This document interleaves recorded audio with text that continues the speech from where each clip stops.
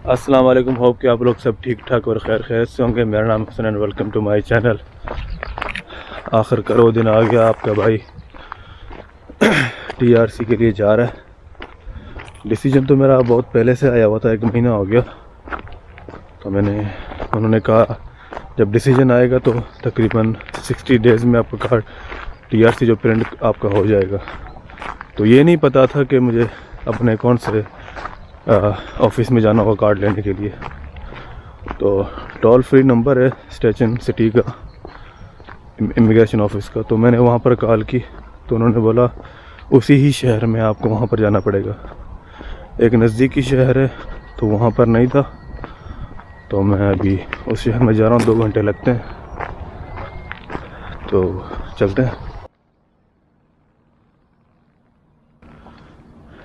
ये स्टेशन है, तकरीबन आधा घंटा पहले पहुँच गया हूँ मैं। काम से आज छुट्टी थी, मैंने कहा चलो आज जा लेते हैं। ये ट्रेन है तो जा रहे हैं ट्रेन की तरफ अभी।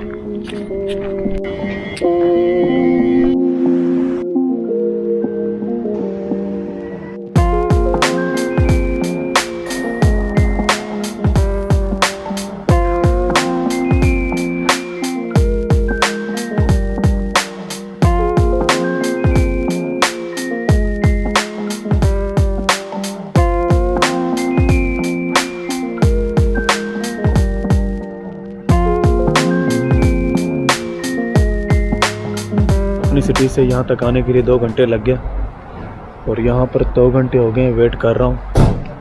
काफ़ी लाइन बहुत स्लो चल रही है। जैसे नंबर आता है देखते हैं क्या होता है।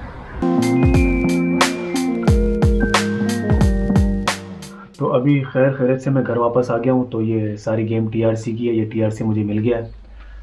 तो क्या सीन हुआ है, कितना टाइम लगा है, ये सारी अपडेट आपको बताई जाएगी इस वीडियो में। तो फर्स्ट ऑफ ऑल ये अभी मैं टीआरसी ऑफिस गया था। तो वहाँ पर मैं जैसे गया अंदर, इतनी लाइन बड़ी लगी हुई थी, तकरीबन मुझे 2-3 घंटे लगे थे, क्योंकि काफ़ी लोग आए हुए थे, क्योंकि बड़ी सिटी है और वहाँ पर काफ़ी लोगों के केस अटके हुए थे।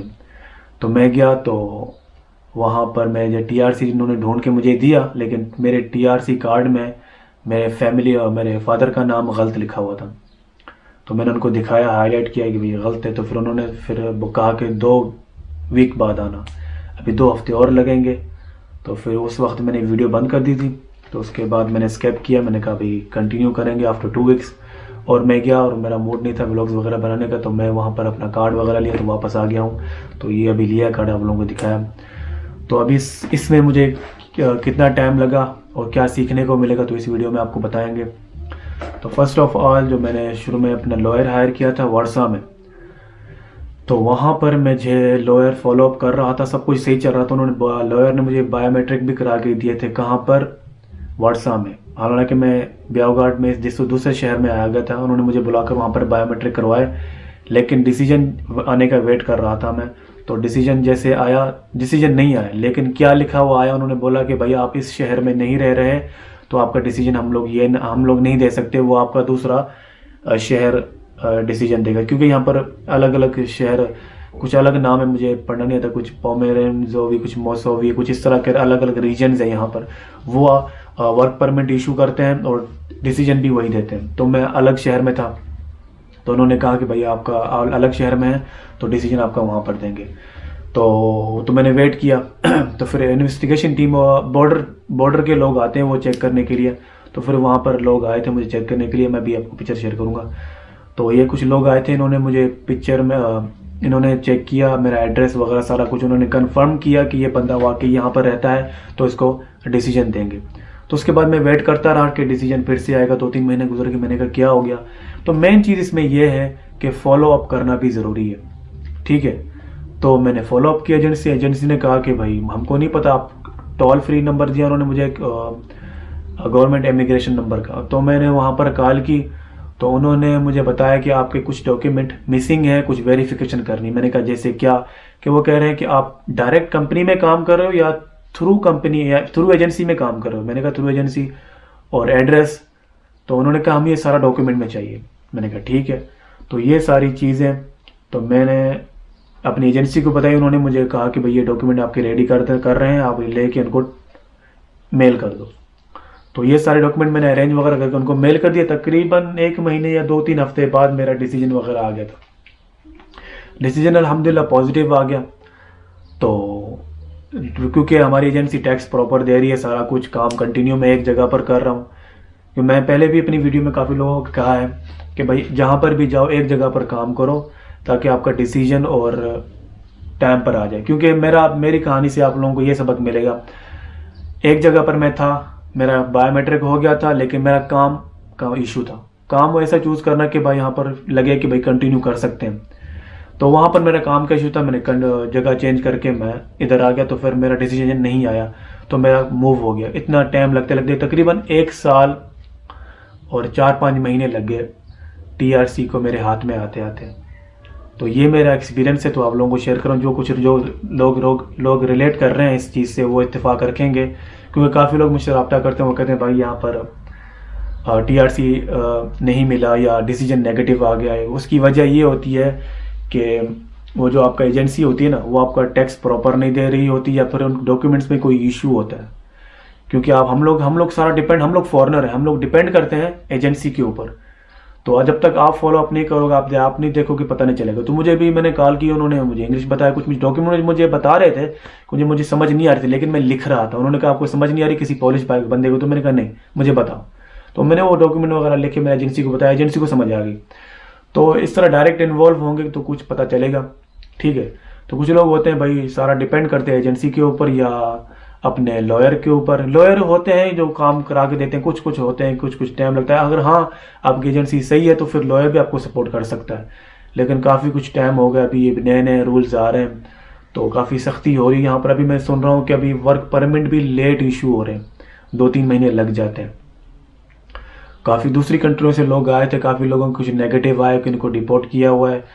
इस तरह चल रहा है फिलहाल। जिनका पॉलिश वीज़ा है, पॉलिश रेजिडेंट्स कार्ड है, उनके लिए शायद कुछ नरमी हो, शायद, लेकिन कुछ कंफर्म नहीं कह सकते। अभी जून से स्टार्ट होगा नया रूल, तो देखते हैं सब, क्या पता आसानी हो। और इसके साथ आप लोगों को मैं कुछ टिप्स दूंगा, जो उम्मीद है आपको कुछ समझ आए मेरे इस एक्सपीरियंस से।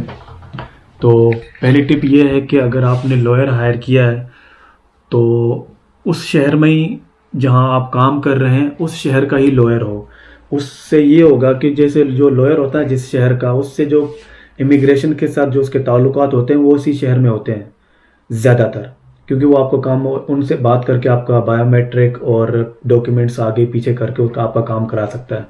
जिस तरह मुझे ये एक्सपीरियंस हुआ, जब मैंने शहर चेंज किया और मैं उनसे पूछूं क्या अपडेट है, उनको कुछ भी नहीं पता था। क्योंकि मेरी 2 इंस्टॉलमेंट थी उनको देने के लिए, मैंने फर्स्ट दे दी थी, सेकंड था डिसीजन के बाद। तो वो सेकंड मुझसे पैसे मांग रहे थे, तो मैंने कहा भाई पैसे किस चीज़ के दूँ, मेरा तो डिसीजन नहीं आया। ठीक है मैं पैसे दे देता, लेकिन वो उनसे मैं कोई पूछूं अपडेट क्या बना, क्या हो रहा है, उनको कुछ भी नहीं पता। क्यों? दूसरे शहर में मेरा काम चल रहा है, क्योंकि मेरी फाइल ट्रांसफ़र होकर यहाँ पर आई है। फाइल ट्रांसफ़र होते होते भी टाइम लग जाता है। तो मैंने उनका क्या किया, मैंने अपने एजेंसी से बात की। उन्होंने कहा भाई अपना जो है ना, जो एग्रीमेंट उनके साथ, तो वो रिवोक कर दो, मतलब कैंसिल कर दो। तो मैंने पेपर साइन वगैरह करके मैंने उनको भेज दिया कि बाबा मेरा आप लोगों से कोई वास्ता नहीं, मैंने आपके साथ जो एग्रीमेंट था वो कैंसिल कर दिया। क्योंकि मेरा यहाँ पर यहाँ पर केस चल रहा है दूसरे शहर में, तो वो कोई उनके पास अपडेट नहीं है, वो मुझसे पैसे मांग रहे। तो मैंने उनसे जान छुड़ा ली।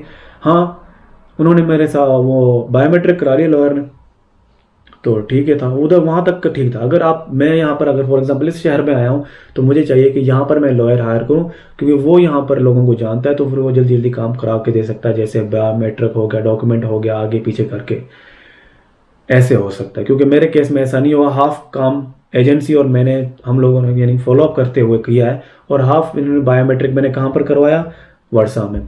तो ये पहली टिप, जहाँ जिस शहर में हो उस शहर का लॉयर का रखो, अगर लॉयर रखना है तो। अगर नहीं रखना तो अपनी एजेंसी के साथ कांटेक्ट में रहो। और दूसरी टिप ये है कि अगर आपकी एजेंसी को आपने चेक करना है कि आपको टैक्स दे रही है पर आप प्रॉपर गवर्नमेंट को के नहीं, आपने टैक्स ऑफिस में जाना है, वहाँ पर आपने रजिस्टर करवानी है और वहाँ पर देखना है कि वो आपका टैक्स प्रॉपर जा रहा है कि नहीं। उससे आपको आइडिया हो जाएगा हाँ प्रॉपर टैक्स जा रहा है, तो आपका डिसीजन में कोई प्रॉब्लम नहीं होगा। तो इस मेरे वीडियो या कंटेंट में आपको कोई हेल्प मिली हो तो मेक श्योर सब्सक्राइब। और नेक्स्ट वीडियो मैं ट्रैवल की लगाऊंगा, क्योंकि मैं जैसे टीआरसी मिला है तो मैंने छुट्टी का मूड बना लिया। तो नेक्स्ट वीडियो के लिए से stay tuned. Thank you for watching. Bye.